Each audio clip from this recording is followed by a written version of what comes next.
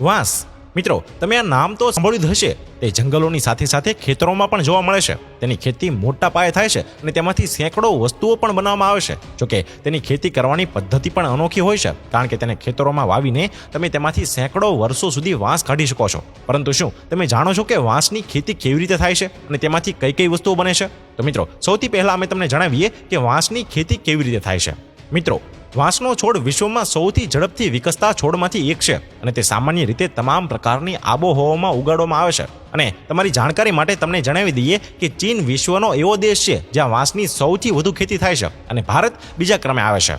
વિશ્વભરમાં વાંસની 1400થી વધુ પ્રજાતિઓ છે અને જેમાંથી કેટલીક પ્રજાતિઓ એવી છે જે વધુ ઓક્સિજન અને ગેસ ઉત્પન્ન કરે છે। અને મિત્રો, વાંસની ખેતી માટે સૌપ્રથમ વાંસના બીજમાંથી નર્સરીમાં રોપા તૈયાર કરવામાં આવે છે અને નર્સરીમાં રોપા તૈયાર કરવા માટે 12 બાય 15 મીટરનો ક્યારો બનાવવામાં આવે છે અને ત્યારબાદ 30 સેન્ટીમીટર ઊંડું ખોદકામ કરી અને ચાસમાં છાણાનું ખાતર ભરી દેવામાં આવે છે। બાદમાં તેમાં પાણીથી સિંચાઈ કરવામાં આવે છે અને આ ચાસમાં વાંસના બીજ રોપતા પહેલા આ બીજને 8 કલાક સુધી પાણીમાં પલાળીને રાખવામાં આવે છે, જેથી કરીને તેમને ભેજ મળી શકે।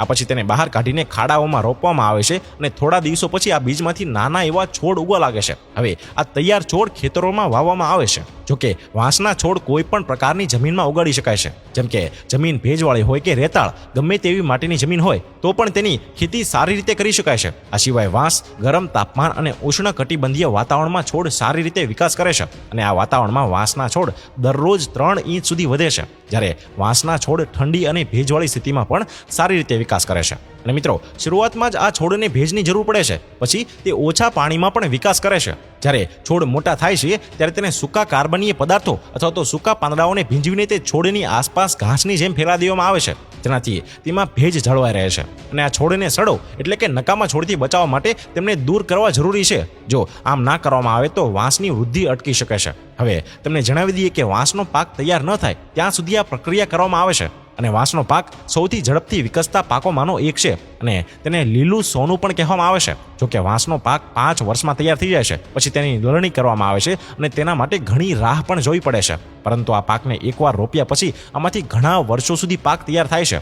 હવે તમને જણાવી દઈએ કે પાકને કાપ્યા પછી તેના મૂળમાંથી ફરીથી નવા છોડ નીકળે છે, એટલે કે વાંસનો પાક એકવાર વાવ્યા પછી તે ઘણા વર્ષો સુધી ચાલુ જ રહે છે। અને મિત્રો, વાંસના પાકમાંથી કોઈ અનાજ ઉત્પન્ન નથી થતું, પરંતુ તેમાંથી અનેક પ્રકારની વસ્તુઓ બનાવવામાં આવે છે જેનો ઉપયોગ આપણા રોજિંદા જીવનમાં થાય છે।